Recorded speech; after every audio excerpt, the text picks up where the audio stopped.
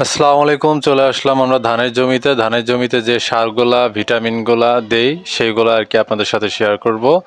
আমরা যা সার দিয়েছি সব সিনজেন্টা কোম্পানির সার, বিশেষ করে আপনার দস্তা, বোরন, সালফার, থিওবিট, এগুলো সবই সিনজেন্টা কোম্পানির। বিশেষ করে এগুলো সব থেকে ভালো এবং উন্নত মানের, আর দামও অনেক ভালো এবং কাজেও ভালো এই কোম্পানি। এই জন্য আমরা বিশেষ করে সবসময় এগুলো দেওয়ারই চেষ্টা করি। এখন আমরা চলে যাচ্ছি ধানের জমিতে।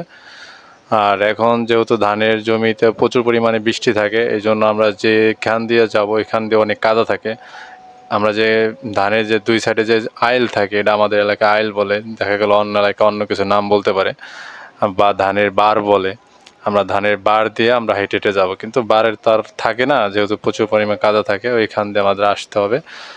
আসার পরে এখানে আমাদের যে ম্যাশিংয়ের যে একটা জায়গা বসায়, যেখান থেকে আমরা পানি দিই, ওইখানে আর কি সার মিশাইতে হবে। তাছাড়া অন্য কোনো অপশনই নাই, কারণ চতুর্পাশে পানি আর ধান। এখানে আমাদের সার মিশাইতে হলে সর্বপ্রথম আমাদের জিপ দিতে হবে, যেহেতু ভুট্টার জমি ছিল এটা, কারণ আমরা আগে কোনো সারই বুনি নেই, এই জন্যই আর কি জিপ দিব। তারপরে আমরা দিব দস্তা, এটাও সিনজেন্টা কোম্পানি, আমাদের 2 কেজি দিচ্ছি আর কি 1.5 কেজি 1.5 বিঘা জমিতে। তারপরে দিব আমরা আপনার ব্রোন, এটা আমরা দিচ্ছি 1 কেজি। এটা আপনার মূলত 1/2 কেজি 1 বিঘা জমিতে লাগে, যেহেতু আমাদের 1.5 বিঘা জমি, এই জন্য আর কি আমরা 1 কেজি দিতেছি। আর যে থিওবিটটা দেখতে পাচ্ছেন, এই থিওবিটটা মূলত আমরা দিচ্ছি 2 কেজি।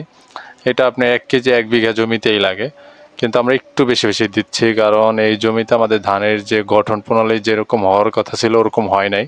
এই জন্যই আর কি একটু সারের মাত্রাটা একটু বেশি দিচ্ছি।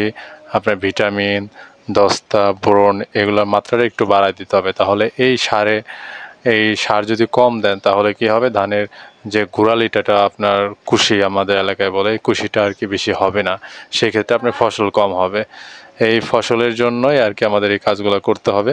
আর যেহেতু আমরা সালফার ইউজ করতেছি, আর সালফার ইউজ করার কারণে প্রচুর মানে তাড়াতাড়ি আপনার সারগুলো আর কি গলে যাবে, এর জন্য আমরা একটু ছাই দিয়ে নিয়েছি। যেহেতু ইউরিয়া সার আর জিপের সাথে আর সালফার দিলে দ্রুত আর কি সারগুলো গলে যায়, এই জন্য অতি দ্রুত আর কি সারগুলো আমাদের বুনতে হবে।